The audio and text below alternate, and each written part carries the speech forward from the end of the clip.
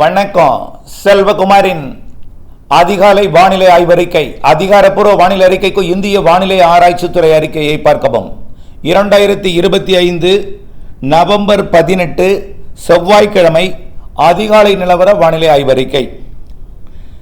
முதலிலே கடந்த 24 மணி நேர மழைப்பொழிவை பார்த்து விடுவோம். நேற்றைக்கு அதிகபட்ச மழைப்பொழிவாக நாகப்பட்டினம் மாவட்டத்தின் தெற்கு பகுதி வேதாரண்யம் ஒன்றிய பகுதியில் 18-20 சென்டிமீட்டர் வரைக்கும் எட்டி பிடித்திருக்கிறது. திருவாரூர் மாவட்டம் அடுத்த இடத்தை பிடித்திருக்கிறது. அதன் அடிப்படையில் பார்த்தீங்கன்னா அதிகபட்ச மழைப்பொழிவு நாகப்பட்டினம் மாவட்டத்தின் தெற்கு பகுதி இன்னும் கூடுதல் இடங்களுக்கு, அதாவது மழை நிறைய இடங்களில் பொழிந்திருக்கிறது. அதிகாரப்பூர்வ மழைமானி உள்ள இடங்களில் இன்னும் கிடைக்கல. கிராமப்புற ஆட்டோமேட்டிக் வெதர் ஸ்டேஷன்லேருந்து கிடைச்சிருக்கிற நம்முடைய மழைப்பதிவு பார்த்தீங்கன்னா தோப்புத்துறை 180.4 மில்லிமீட்டர் மழை பெஞ்சிருக்கு. காலை 4:30 வரைக்கும், அதாவது 18 சென்டிமீட்டருக்கு மேலே பொழிஞ்சிருக்கு. ஏடபிள்யூஎஸ் தோப்புத்துறை. கோடியக்கரை ஏடபிள்யூஎஸ்ல பார்த்தீங்கன்னா 118.8, அதாவது 119 மில்லிமீட்டர் பெய்திருக்கிறது. அடுத்தபடியாக பார்த்தீங்கன்னா பஞ்சநதி குளம் நடுச்சேத்தி ஆயக்காரன்புலம் 4 இணையும் இடத்தில் இருக்கக்கூடிய மழைப்பதிவு மாநில 134 மில்லிமீட்டர் மழை பொழிந்திருக்கிறது. அடுத்தபடியாக இன்னும் நிறைய இடங்களில் 4 வேதபதி. நேற்றைக்கு நிறைய மழைப்பொழிவு, இன்றைக்கும் அதே மழைப்பொழிவு 103 மில்லிமீட்டர் 4 வேதபதி. அடுத்தபடியாக செட்டிப்புலம் 107 மில்லிமீட்டர், மூலக்கரை 97 மில்லிமீட்டர், அதாவது கிட்டத்தட்ட 10 சென்டிமீட்டர் கிட்ட மழை பொழிந்திருக்கிறது. இதெல்லாம் நாகப்பட்டினம் மாவட்ட மழைப்பொழிவுகள். இது அடுத்தபடியாக வேளாங்கண்ணிலையும் 82 மில்லிமீட்டர் மழைப்பொழிவு.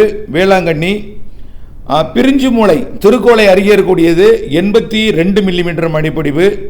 அடுத்தபடியாக வலிவலம் 82 மில்லிமீட்டர் நாகப்பட்டினம் மாவட்டம். நாகப்பட்டினம் 94 மில்லிமீட்டர் மழை பொழிந்திருக்கிறது, 9 சென்டிமீட்டர் மழை.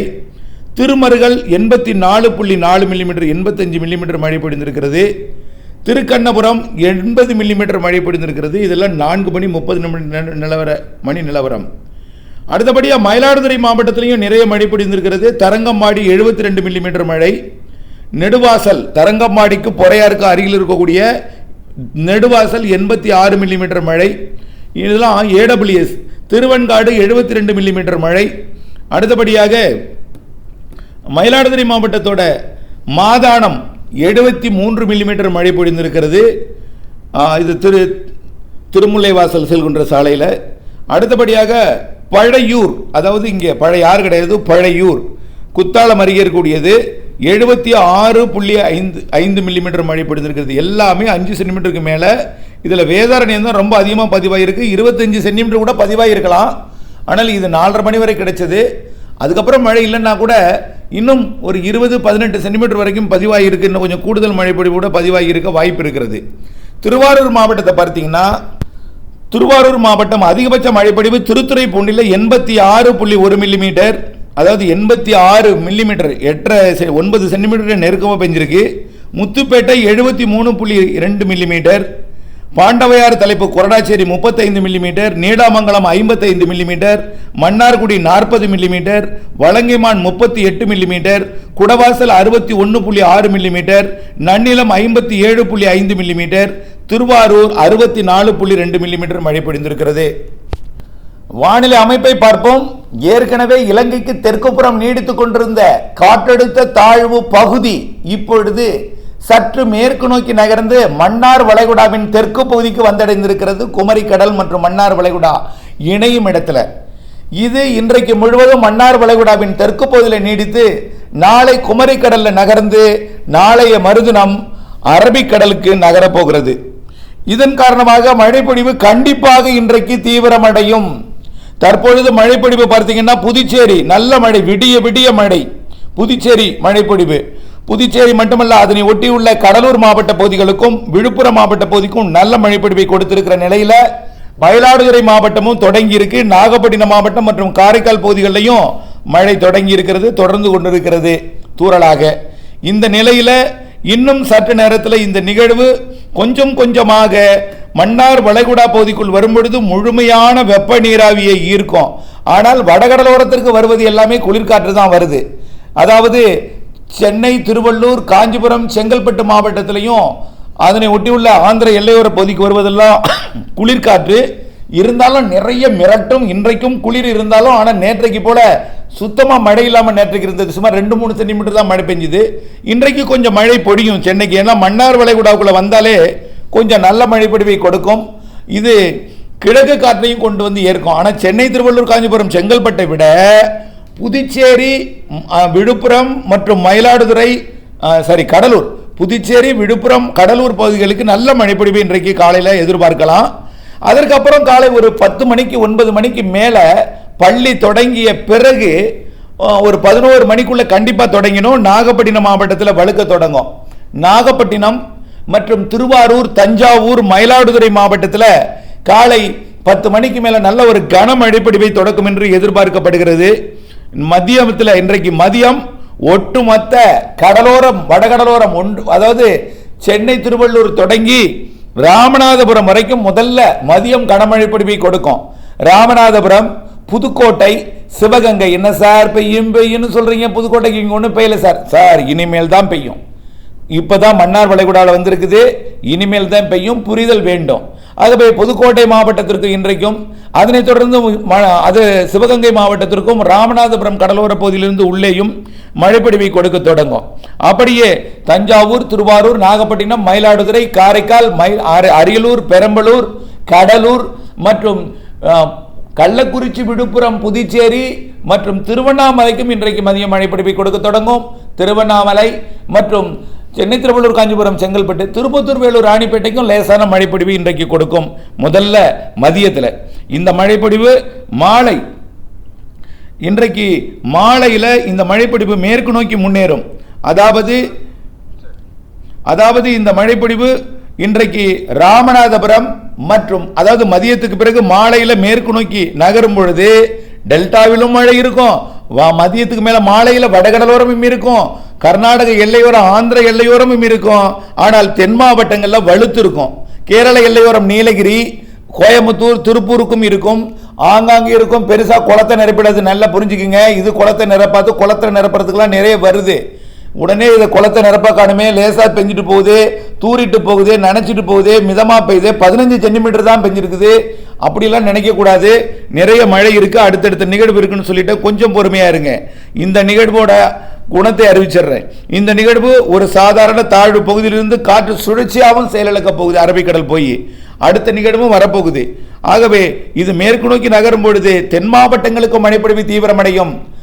டெல்டா முதல் வடகடலோரம் மற்றும் ராமநாதபுரத்திலிருந்து வடகடலோரம் வரைக்கும் பெய்யக்கூடிய மழை மாலைக்கு பிறகு சிவகங்கை, மதுரை, ராமநாதபுரம், விருதுநகர், தூத்துக்குடி, திருநெல்வேலி, கன்னியாகுமரி, தென்காசி மற்றும் தேனி, திருநெல்வேலி, தென்காசி, தேனி, விருதுநகர் மாவட்ட மேற்கு பகுதி, மதுரை மாவட்டத்தின் பெரும்பாலான பகுதிகள் மற்றும் கொடைக்கானல் மலைப்பகுதி, திருப்பூர், கோயம்புத்தூர். ஏற்கனவே நேற்றைக்கு உடுமலைப்பேட்டையில் 10 மில்லிமீட்டர் மழை பொழிந்திருக்கிறது.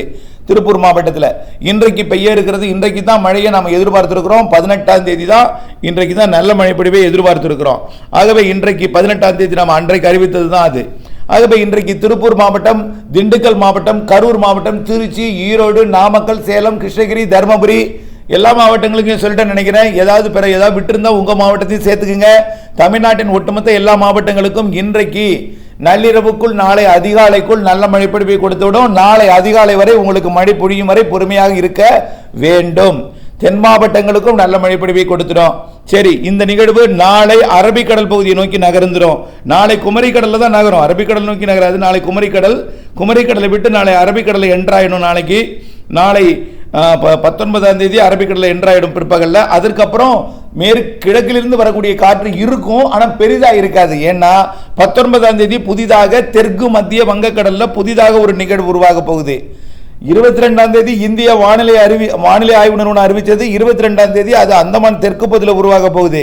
அதுக்கு முன்னாடி 19ஆம் தேதி இலங்கைக்கும் அந்தமானுக்கும் இடைப்பட்ட பகுதியில் தெற்கு மத்திய வங்கக்கடலில் ஒரு நிகழ்வு உருவாக போகுது. இந்த நிகழ்வு என்ன செய்யணும், கிடைக்கிறது இப்போ நம்ம தமிழ்நாட்டுக்குள் வந்து ஏறிக்கிட்டு இருக்கலையே காற்று, அதை இங்கே ஏற விடாமல் அது பக்கம் திருப்பிடும்.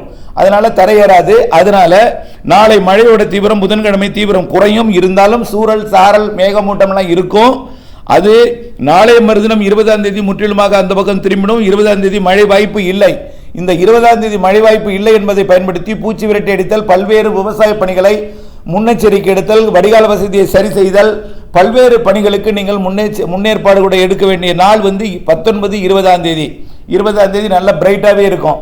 எல்லா மராமத்து பணிகளையும் நீங்கள் செய்து கொள்ளலாம். 20ஆம் தேதி 20ஆம் தேதி என்ன ஆகுன்னா, புதிய நிகழ்வுக்கு கிழக்கு திசை காற்றும் நிலநடுக்கோட்டு இந்திய பெருங்கடல் நீராவியும் திரும்பிடும். அதனால அந்த நிகழ்வு தீவிரமடைந்து இந்திய பெருங்கடல் வெப்ப நீராவியையும் உறிஞ்சு கொண்டு ஈர்த்து கொண்டு கிழக்கு திசை காற்றையும் குளிர் அலையையும் ஈர்த்து கொண்டு இரண்டு காற்றும் மிக சமமாக, அதாவது இதுவரைக்கும் ரேஷியோ சரியில்லை, 25% வெப்ப நீராவியும் 75% குளிர் காற்றும் இருந்த காரணத்தினால்தான் மழைப்பொழிவு 50%, அதாவது நீராவி நீராக மாற அளவான அந்த குளிர் தான் வேணும். அதிகப்படியான அதாவது அது குறைவான நீராவியும் அதிகப்படியான குளிர்காற்றும் வந்தா என்ன ஆகும்னா, நீராவி நீராக மாறாமல் நீராவி அப்படியே மேகமாகவே மாறிடும், உறைந்து விடும். புரியுதுங்களா? கீழே விழாமல் அப்படியே மேலேயே கெட்டியாகிவிடும், மேகமாகவே உறைந்துவிடும். அந்த நிலை தான் நடந்தது நேற்றைக்கு இன்றைக்கு. அப்படி இருந்தும் கூட கிழக்கு காற்று நேற்றைக்கு டெல்டாவில் வந்து ஏறியது. நம்ம சொன்னோமா இல்லையா, அந்தமான் பகுதியிலிருந்து சுமத்ரா தீவு அதாவது அந்த பக்கம், அதாவது தென்சின கடல் தாய்லாந்து வளைகுடா பகுதியிலிருந்து நேரடியாக வரக்கூடிய காற்று நேற்றைக்கு இலங்கையிலும் டெல்டா மாவட்டங்களிலும் வந்து ஏறியது. அதே போல குளிர்காற்றும் டெல்டாவில் சந்தித்தது. இரு காற்று இணைவு இருந்தால் மின் தூண்டல் ஏற்படும் என்று சொன்னோம். நேற்றைக்கு கடுமையான இடிமின்னலுடன் தான் மழை பொழிவை கொடுத்தது டெல்டாவில். இதெல்லாம் நீங்கள் அறிவியல் பூர்வமாக உணர வேண்டும். வானிலை மாறுதலுக்கான மழை பெய்வதற்கு காரணம் என்ன, மழை பொய்ப்பதற்கு காரணம் என்ன, தாமதம் அடைவதற்கு காரணம் என்ன, எல்லாமே நீங்கள் அறிந்து கொள்ள வேண்டும். கிழக்கு திசை காற்று வெப்ப நீராவி ஏற வடக்கிலிருந்து வந்த குளிர்காற்று டெல்டாவில் சந்திப்பை ஏற்படுத்தி நேற்றைக்கு நாகப்பட்டினம் மாவட்டம் தெற்கு பகுதியில் நல்ல மழைப்பொழிவு கொடுத்த நிலையில டெல்டாவில் இடிமின்னலுடன் மழைப்பொழிவு திருவாரூர் மாவட்டத்தில் மன்னார்குடியெல்லாம் கடுமையான இடியாக இருந்தது. ஆகவே இரு காற்று இணைப்பு இருந்தது. இப்படி இந்த நிகழ்வு இருந்ததன் காரணமாக இப்படி. ஆனால் அடுத்த நிகழ்வு நிலநடுக்கோட்டு பகுதி வெப்ப நீராவியை தன்பக்கம் ஈர்த்து கொண்டு கிழக்கு காற்றையும் ஈர்த்து கொண்டு குளிர்காற்றையும் ஈர்த்து கொண்டு மூன்று காற்றையும் தன்பக்கம் வைத்துக் கொண்டு நிறைய மழைப்பொழிவை ஏற்படுத்தி கொண்டே நெருங்கி வரும். இது 21ஆம் தேதி லேசான மழைப்பொழிவை கடலோரமும் இலங்கையும் தொடக்கும். இலங்கைக்கு 21ஆம் தேதி கண்டிப்பா தொடங்கிடும், கடலோரம் லேசா தொடங்கும். 22ஆம் தேதி நல்ல மழைப்பொழிவாகவே தொடங்கிவிடும். ஒட்டுமொத்த கடலோர மாவட்டங்களுக்கு இலங்கைக்கு கனமழையாக தொடங்கிடும். அப்படியே 23ஆம் தேதி தொடர் மழைப்பொழிவாக தொடங்கிடும். 23 படிப்படியாக மழையின் அளவு தீவிரமடைந்து கொண்டே இருக்கும். 23 இலங்கையை நெருங்கும். 24 இலங்கைக்கு மிக நெருக்கமாக வட இலங்கை வரும். 25ஆம் தேதி பாக் நீரிணைப்பு அருகே வரும். டெல்டா மாவட்டங்கள் ஒட்டி 26 வரும். 27 டெல்டா மாவட்டங்களுக்கு சற்று வடக்குப்புறம் நகரும். இப்படியே மிக மெல்ல வடகடலோரத்தை நோக்கி இலங்கை மற்றும் டெல்டா மாவட்டங்களுக்கு மிக நெருக்கமாக வட இலங்கை பாக் ஜலசந்தி டெல்டா மாவட்ட கரையோரம் மற்றும் அதனை ஒட்டியுள்ள காரைக்கால் அதே போல மயிலாடுதுறை கடலூர் அப்படியே நெருக்கமாக வந்து வடகடலோரம் அருகே வந்து உள்ளே நுழையும். புயல் அல்ல, ஒரு காற்றழுத்த தாழ்வு மண்டலமாக இருக்கலாம். புயலாக உருவானால் கூட கரையை நெருங்கும் பொழுது செயலிழந்துதான் கரை கடக்கும் என்று சொல்லி இருக்கிறோம்.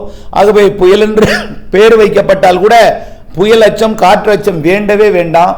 இது நிறைய மழை தரக்கூடியது என்று தான் சொல்லிக்கொண்டே இருக்கிறோம். தமிழ்நாட்டின் அனைத்து மாவட்டங்களுக்கும் மழை தரும். இதுல ராமநாதபுரம் முதல் திருவள்ளூர் வரைக்கும் நிறைய மழை தரும். அதுலயும் டெல்டா மாவட்டங்கள் முதல் வடகடலோரம் திருவள்ளூர் வரைக்கும், உள்ளே திருப்பத்தூர் வேலூர் வரை, திருவண்ணாமலை மாவட்டத்தோட கல்வராயன் மலைப்பகுதி செங்கம், அதையும் தாண்டி ஊத்தங்கரை வரை கிருஷ்ணகிரி மாவட்டம், அதே போல ஒட்டுமொத்த கோமி அணை வரைக்கும், கல்வராயன் மலை வரைக்கும், சேலம் மாவட்டத்தோட எல்லை வரைக்கும், அதே போல திருச்சி மாவட்டத்தோட வடக்கு பகுதி வரைக்கும் நன்றாக ஏறி நல்ல மழைப்பொழிவை கொடுக்கும். கடலோரமும் நிறைய மழைப்பொழிவை கொடுத்து கொண்டே வடகடலோரத்திற்கு சற்று தெற்கு புறமாக நம்ம சொன்ன அந்த 12வது வட அச்சரேகை அருகே அது கரை கடந்து உள்ளே போய் ஆந்திர பிரதேசம் மற்றும் கர்நாடக பகுதியை நோக்கி நகரும். இதனால அனைத்து மாவட்டங்களுக்கும் மழை உண்டு. தென் மாவட்டங்களுக்கும் மேற்கு திசை காற்று வருகை காரணமாக மழை உண்டு, தெற்கு திசை காற்று காரணமாக மழை உண்டு. இந்த நிகழ்வு கடந்த பிறகு 29ஆம் தேதி வரை இது மழைப்பொழிவை தரும். தந்த பிறகு 31ஆம் தேதி கொஞ்சம் மழைப்பொழிவோட தீவிரம் குறைஞ்சிருக்கும். இருந்தாலும் கிழக்கு காற்று வந்து கொண்டிருக்கும். புதிய நிகழ்வு 2ஆம் தேதி தொடங்கிடும்.